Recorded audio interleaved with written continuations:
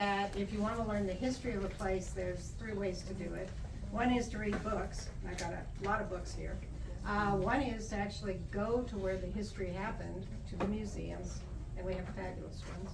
And the third way is to come and listen to somebody rant on and on, like I'm gonna do today. So hopefully I'll help you learn something about the history of Las Vegas. At the bottom of that, I just put down some questions about Las Vegas history, and I want to know if you know any of these. Does anybody know how Las Vegas got its name? Well, it really means the meadows. Las Vegas is Spanish for the meadows. And it was a huge meadow area here, but it was largely undiscovered until 200 years ago when one of the scouts for trader on the old Spanish Trail veered off the trail and found this wonderful oasis, which he named Las Vegas. But nothing much happened. They stayed on the old trails until John C. Fremont decided to map the Great Basin. And when he was mapping the Great Basin, of course, he came to Las Vegas. And at Las Vegas at that time, there were 4 artesian springs, water bubbling out of the ground.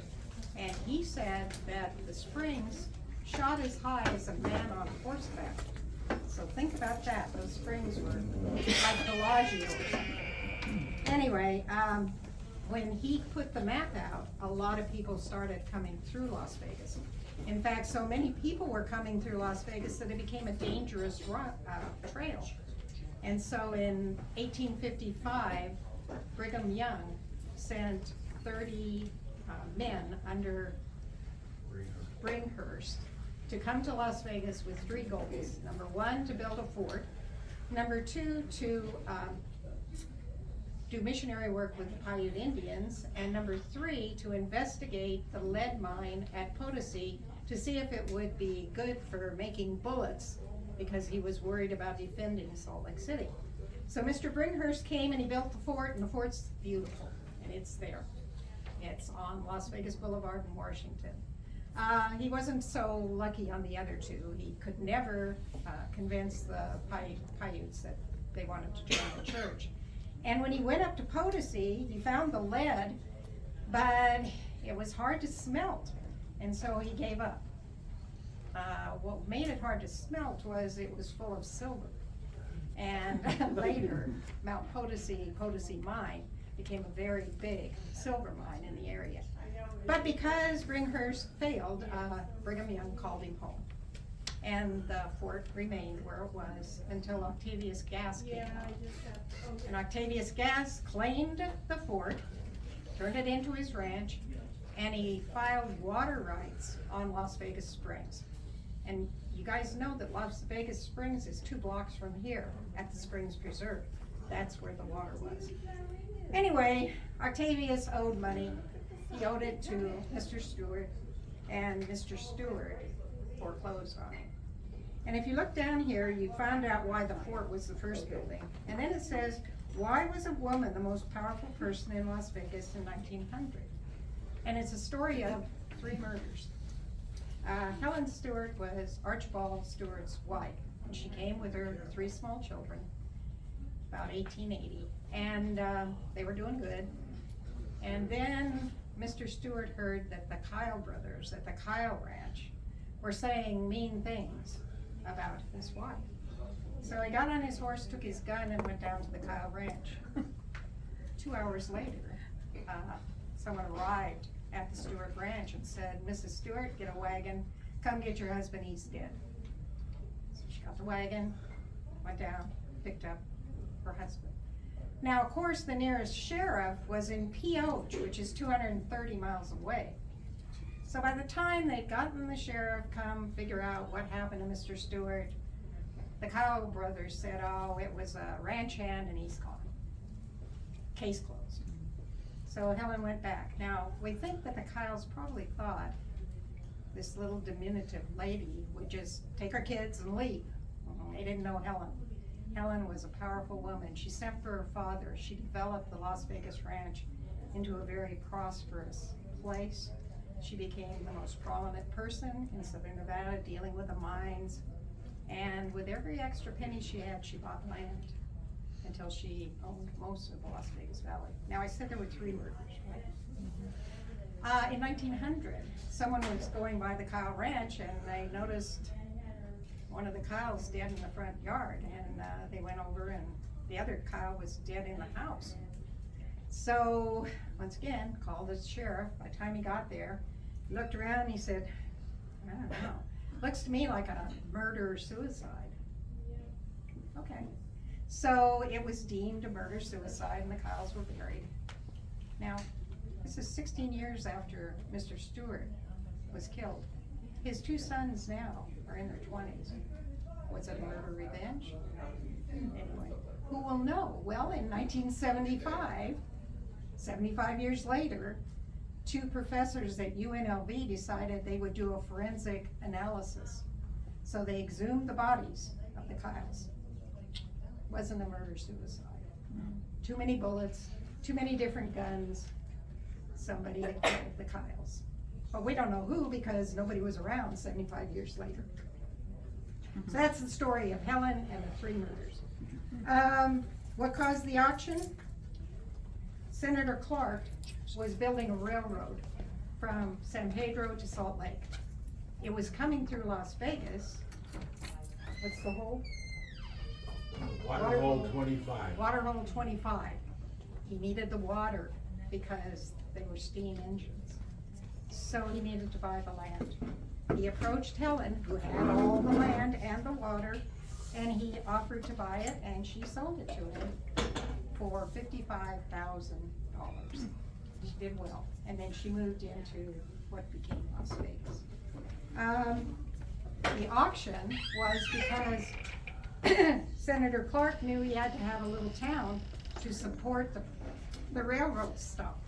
So he put up for sale Clark's Las Vegas town site. And here's one of the deeds. And he sold 1,200,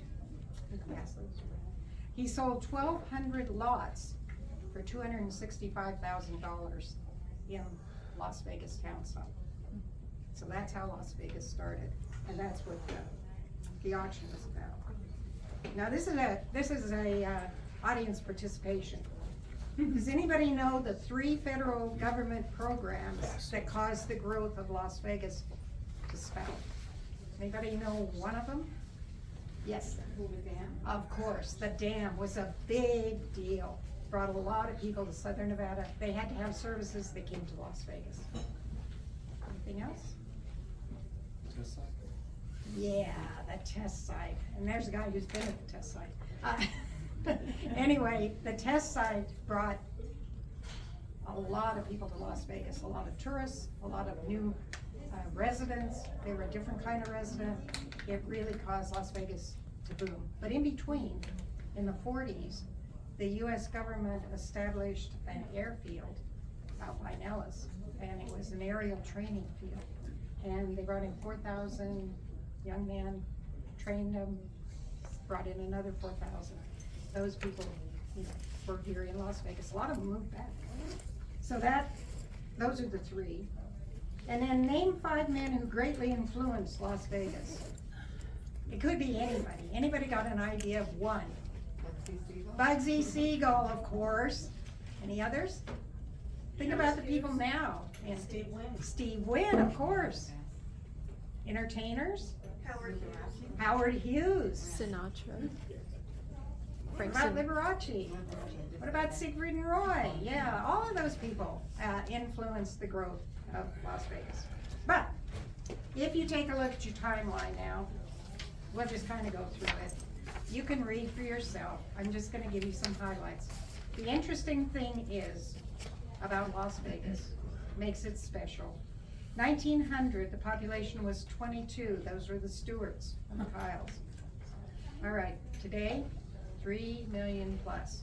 How many cities has that happened to? A lot of cities, they have industry come in, then the industry goes away, cities go away. Las Vegas continues to reinvent itself.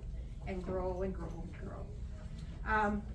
Interestingly, in 1905, the first casinos, they were gaming halls, bars, the Arizona Club and the Nevada Hotel, which is where the Golden Gate is now. And amazingly, Ronnie, who's one of our dealers here, has uncovered some stuff from the Nevada Hotel. A letter, postcard, and those are up here for you to look at. The Nevada Hotel became the Salsagi, Las Vegas fell backwards, and he's got a cup here. This is, what year do you think? Like 40s. Yeah, 1940s, but the hotel was 1905. Arizona Club, in those days, when Mr. Stewart laid out the plan, you couldn't have casinos in the heart of town, so they developed a red light district with the brothels and the Arizona Club. And there's a picture here of the Arizona. Okay, the Arizona Club is going around. Now look, in 1909, interestingly, all games of chance were outlawed in the state of Nevada. But then they were reinstated in 1931. Why? Because Nevada was going through a rough time, and the mining and the agriculture were not doing so well, so they decided brought gaming back. Now I've gone through and shown you the population growth. 1910, 800, 1920, 2300, town continues to grow. Fremont Street paved, big deal. 1929, the Boulder Club, one of the biggest clubs on downtown Las Vegas at that time, and there's Boulder Dam construction. That's what caused those 2,500 additional people to come to Vegas. And they loosened the marriage and divorce rules in Nevada, which caused people to come to get a quickie divorce, come to get a quickie marriage. 1930, you'll see there's 4 hotels that opened in the 30s, I'm sorry. 3 of them downtown, and 1 of them on the Strip. 1940, you see the population has tripled, and neon has come to Las Vegas, and Glitter Gulch is the place everybody wants to see. And that's when they opened the gunnery base I was talking about. But Highway 91 from LA is finally completed all the way to the city line, which opened the Strip. And Las Vegas at that time was a cowboy town. All the advertising was Howdy Partner, Vegas Vic, that type of theme. And the government was putting pressure on Las Vegas to control the vice because they brought in all these young airmen. And so they were trying to get rules to control the vice. And then there was a crackdown in California on gaming. A lot of people gambled in California, but they shut it down in the 40s. And so Las Vegas was the next place to come. And there's Bugsy. We all know the story of poor Bugsy when he tried to open the Flamingo, a beautiful hotel, and it did not go well for Bugsy. You'll see the other hotels that were built in the 40s, the Pioneer, the El Cortez, the El Rancho, the Last Frontier, the Golden Nugget, the Flamingo, and Club Bingo. About half and half downtown and on the Strip. Now we get to 1950 and we've doubled the population again, 35,000 people. And in 1950, the Nevada test site opened with above ground nuclear tests. Hard for me to believe, but people traveled from everywhere to see the mushroom clouds. It was the biggest tourist attraction in the United States, and they all came here to see them. But also, they brought a different type of people to Las Vegas because they were engineers, they were scientists, and they demanded that the town have some culture because they were gonna live here. So it did change the town a little bit when they came. Showgirls first appeared in the 50s, and hotel rooms are now air conditioned because they discovered Freon. Before it was swamp coolers, air cooled. The convention center, if you've ever seen the picture of the dome, that opened in the 50s. Kefauver investigation, if you've been to the Neon Museum, not the Neon, the Mob Museum, you've seen the Kefauver investigations that were held here in Las Vegas. Organized crime, he was trying to put a stop to it, and where was organized crime? Jimmy Hoffa and the Teamsters were providing the funding for those big hotels. And who was running the hotels? The mob. But they did create the gaming control board at that time. If you look in 1950 at the hotels that were built in the 50s, Desert Inn, Sands, Sahara, Dunes, Moulin Rouge, Fremont, Silver Palace, Hacienda, Horseshoe, Silver Slipper, Showboat, Royal Nevada, Tropicana. Imagine that many hotels being built at one 10-year period. It's amazing. And before that, a lot of the people were coming and staying in motels. So now we're into the hotel kind of atmosphere. 1960, now we've doubled again. Now we've got 100,000 people here. And I-15 opens between LA and Las Vegas. Big deal. The Rat Pack invade Las Vegas.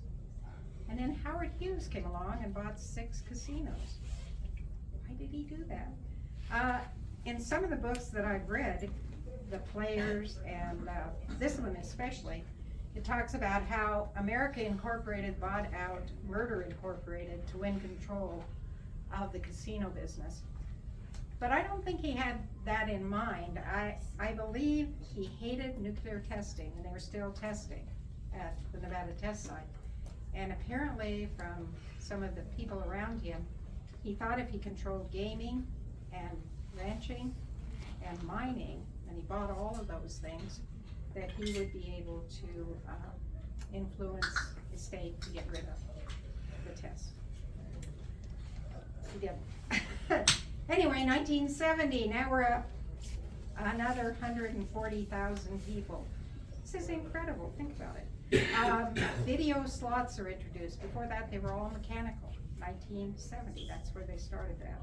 Indian gaming was becoming popular, and that's the time that Nevada's top industry wasn't agriculture or mining, it was tourism. And the casinos built then, Samstown, the Bingo Palace, which became Palace Station, the MGM, the Landmark, the International. Now look at that big jump, 1980, 500,000 people, 500,000 people in 50 years, right? Because we started in 1900, now we're up to 1980, 80 years later, 500,000. And the big deals in 1980, and you'll notice there weren't many casinos built in the 1980s because Nevada, or Las Vegas, was having a hard time. First bad thing that happened was the MGM fire, and a lot of people were killed, and people were afraid to come and stay in those big hotels where they stayed. Gas shortages, some of you may remember the lines at the gas stations. Couldn't buy gas, and our major tourist came by car.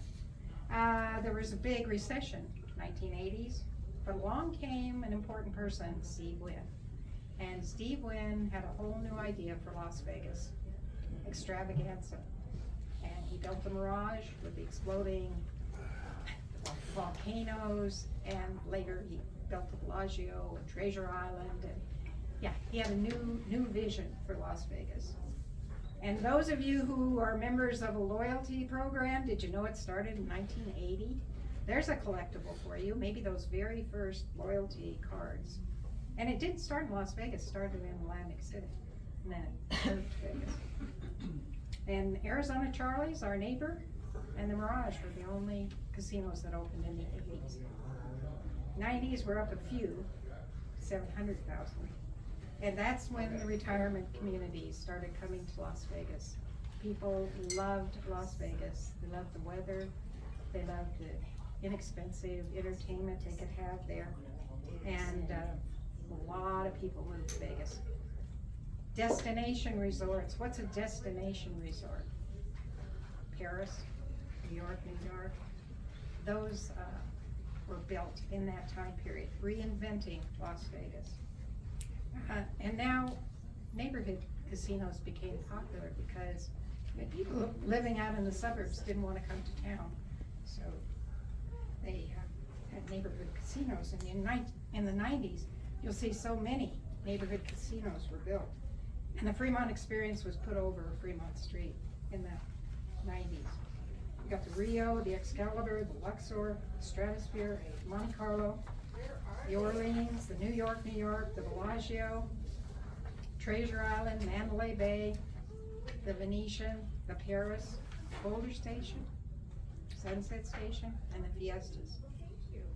And then from 2000 to 2009, we got to 1.3 million. And then we had another economic downturn, foreclosures, we were at the top.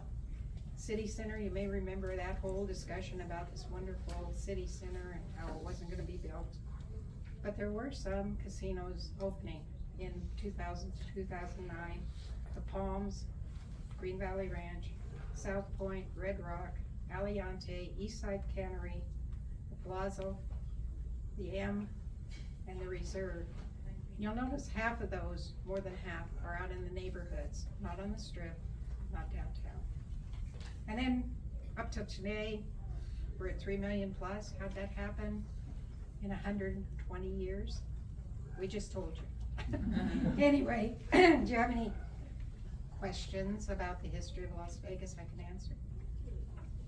Anyway, now Dawn's gonna talk to you about collectibles, some interesting collectibles that we have and that people have brought.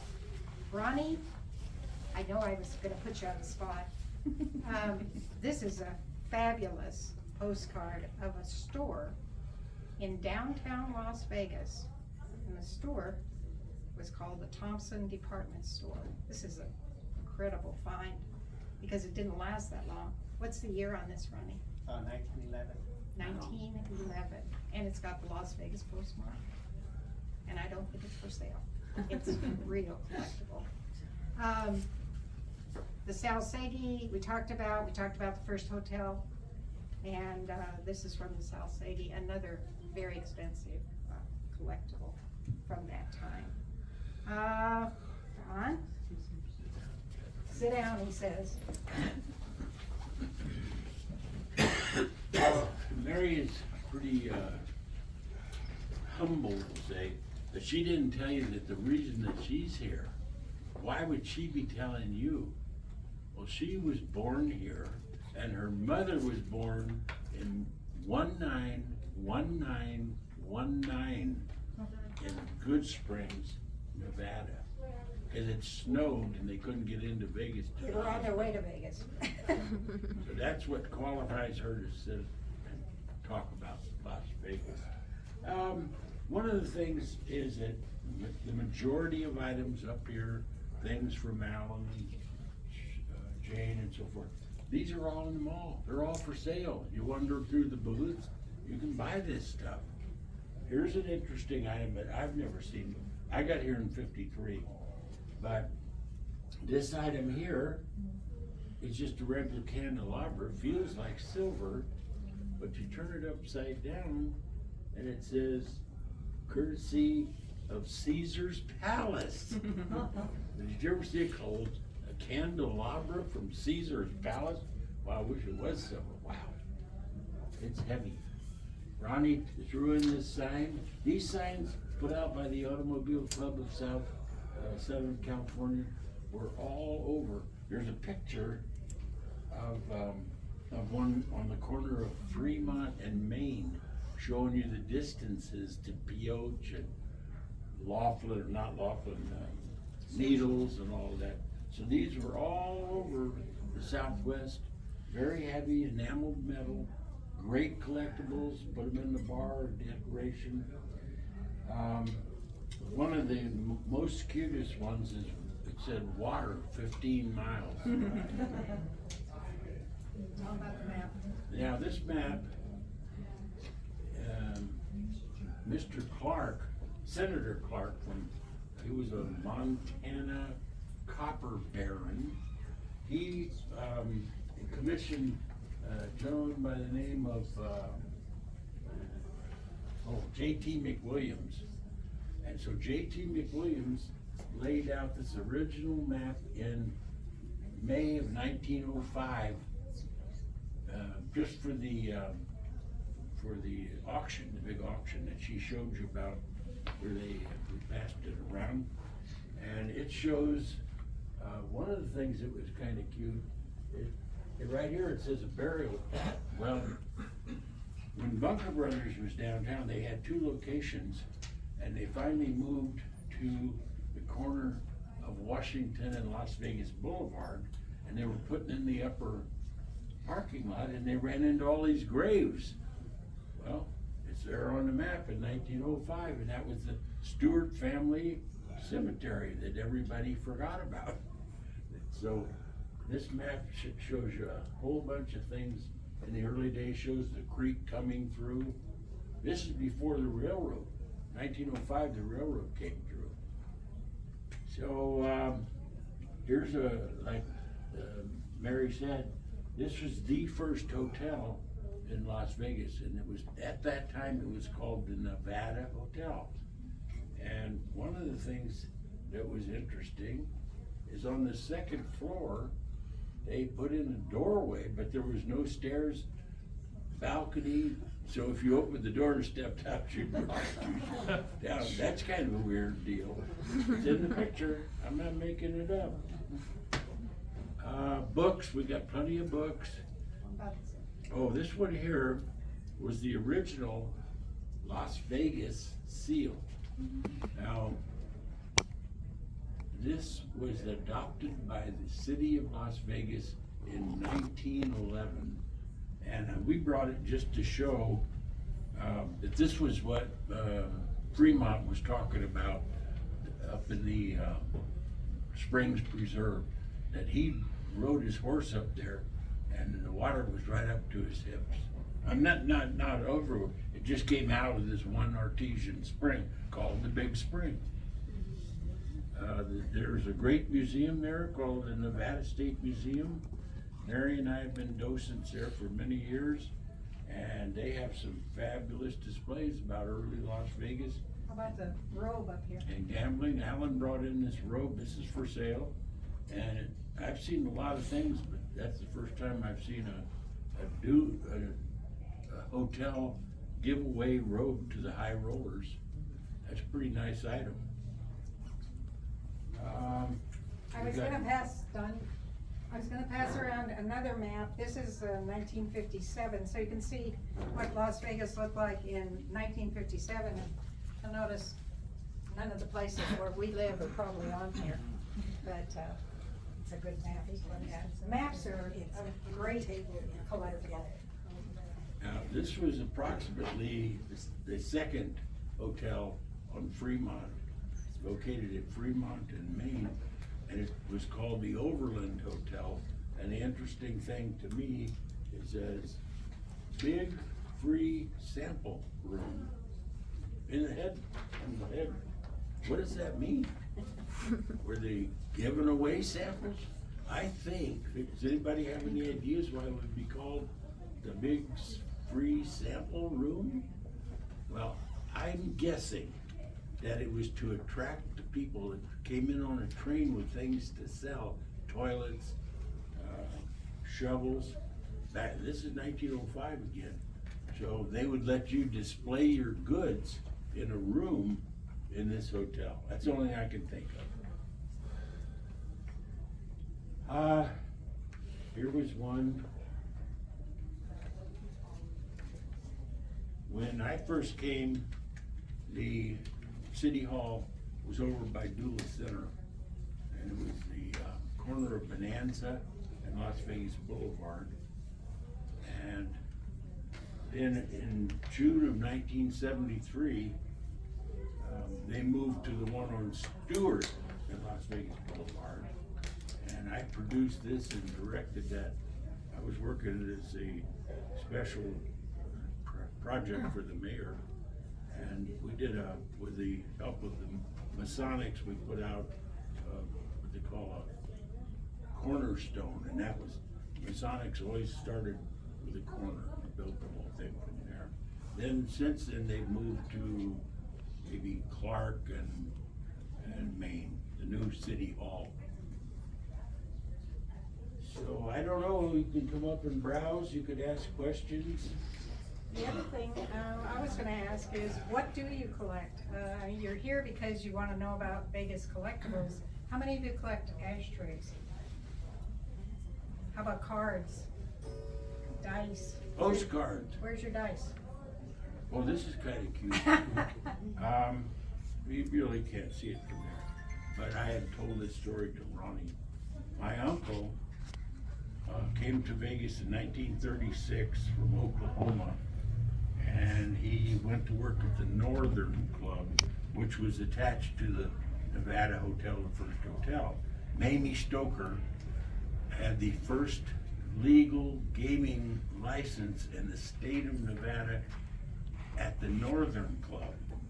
Well, these dice were used in the Northern Club. And you can't see from here, but these are called busters. Now you'll notice that they're a different color than our dice. Most of the dice today are red with white pips. Well, these were supposedly ivory with black pips, but the thing about them was that you could conceal these underneath your finger while you were working the table with a croupier stick. When the table got loaded up with money, these are called busters. You slip those in and it throws a 7. Why? Because the only numbers on it is a 6 and a 1. Busters, $135. Anyway, any other questions? Yes. My mother-in-law had a lot of things because my father-in-law used to go walking down the strip every night, and he would do some gambling, and I guess he won these or just earned them, from the amount of Money. playing that he did. Anyway, I've got little things like, for instance, cars that were radios at one time, like an old Phantom II, for instance, and I've got other ones as well. Then I've also got these that look like a cannon, and it is actually holding liquor in it. A cannon in a And they in a have the wagon. casino names on them? I haven't found casino names on them. Are they worth anything, or should I just give them to friends or whatever? I'm not sure. If they had casino names on them, Yeah, they then would they would be. definitely be worth. Well, And I have a clock, it's about like this, it sits on a desk or whatever, and it says Dunes on it, so that's definitely. that's definitely collectible because the Dunes is no longer here. Right, And right.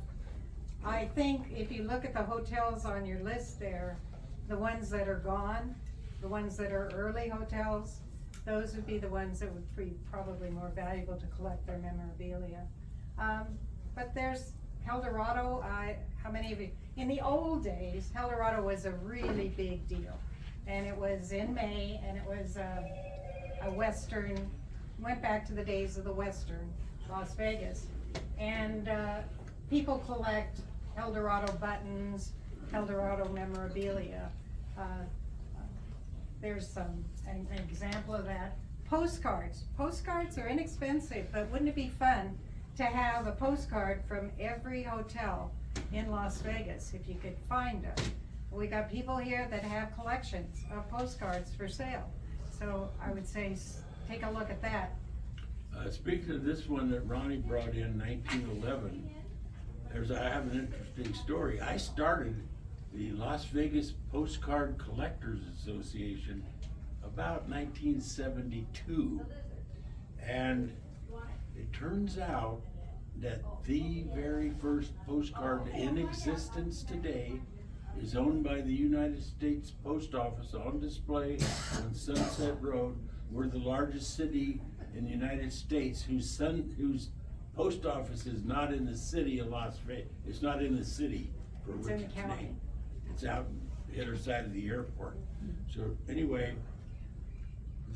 when Helen J. Stewart came in and took over when her husband got killed, she opened up a general store. She grew fruits, groceries, made wine, But she also opened up a post office 1893, and it's got the one postcard, and it's postmarked LOS Vegas, 1893, Helen J. Stewart.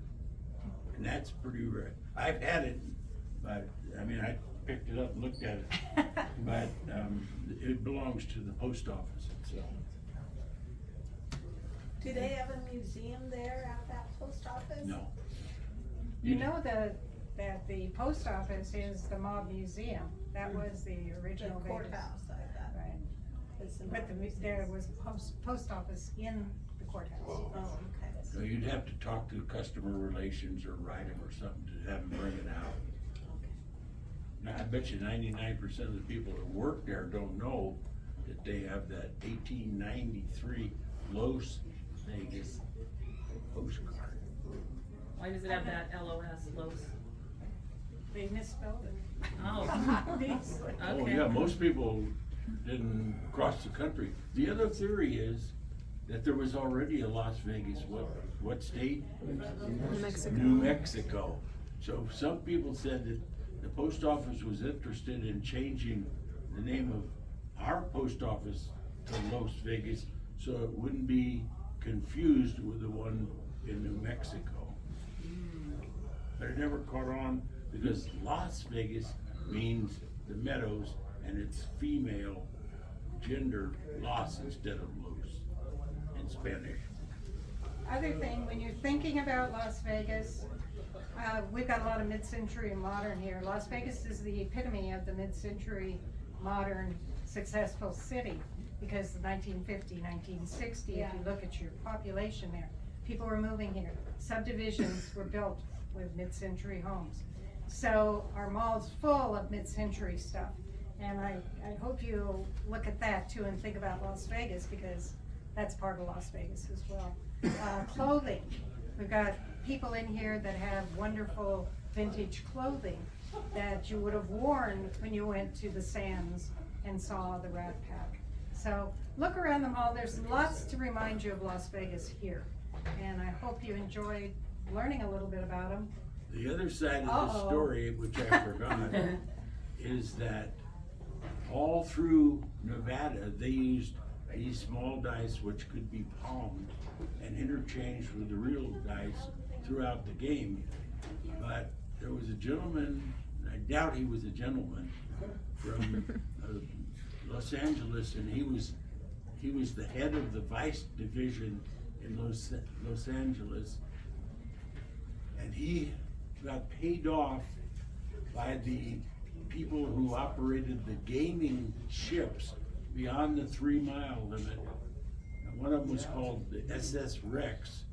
So when Earl Warren closed down the gaming, the owner of the SS Rex, whose name was Tony Carnero, he moved to the corner of 3rd and Fremont, and he moved into the Apache Hotel, and the name of the casino was the SS Rex. Short time. Now, when Mr. McAfee moved to Vegas, he first stopped at the Paradise out on the corner of the Strip. When you go out the Strip, it takes a slight left at Caesars. He opened a casino called the Paradise. Then later it was called Club 91, but he moved downtown, and he's the rascal that changed all of the cheating. Because when I told you about the red dice with the white pips, when you walked into his casino on Fremont and it became the Frontier, there was a big sign on the back wall: "Our dice are accurate to 1/10,000th of an inch."